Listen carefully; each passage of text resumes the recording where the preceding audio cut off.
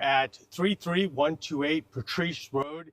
The mailing address is Dade City. It's actually southeast Hernando County in the Riverdale subdivision. You may remember this subdivision from the hurricanes. This subdivision often gets flooded on the road behind me, and we were out here a lot doing videos from the hurricane.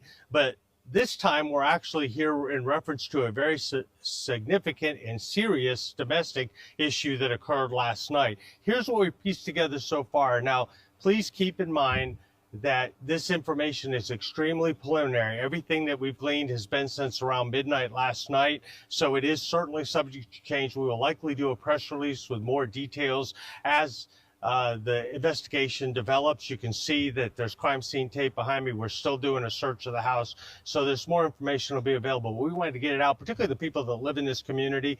We wanted to make sure they get the information so rumors don't start, but also there's some interesting facts about this particular case that I think are important for the public to hear. First of all, it all started just after midnight, about 12:04 last night, early this morning at this house. Apparently there was a domestic dispute going on. We were not aware of it at the sheriff's office, but a deputy who happened to be in this area around midnight doing proactive patrol happened to be flagged down by a neighbor saying that there was possibly a domestic dispute in there. Somebody might be hurt. It was apparently getting pretty violent, and thought that it was important for the deputy to go check and see what was going on. Well, Deputy Howenstein went and knocked on the door. When the male subject opened the door, the deputy could see he was covered in blood. The deputy could see beyond that male a female on the floor. She was covered in blood and was unconscious. And so obviously there's an issue there. Almost immediately, the suspect in this case, the gentleman, started punching the deputy. A physical confrontation ensued. The deputy, our new tasers, they actually have cartridges in them, a little different than the old one. They have 10 cartridges. The deputy was deploying all 10 cartridges during the course of this physical altercation, and they apparently had little or no effect on this suspect. So it was a very serious fight. Fortunately for the deputy, we live in Hernando County, and that neighbor stepped up and got involved and helped that deputy, who was alone at the time, subdue that suspect.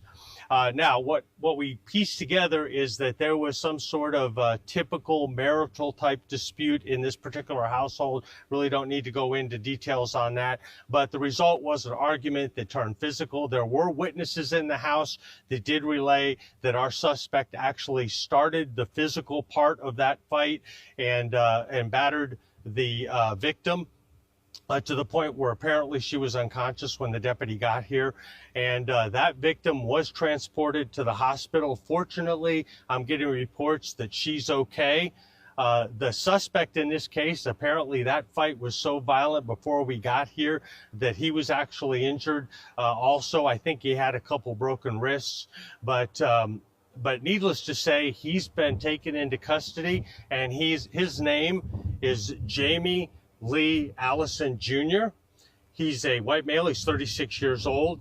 And again, this address is 33128 Patrice Road in the Riverdale community. The call came in about 12:06 a.m. or the deputy let the comm center know that there was a domestic here at that time.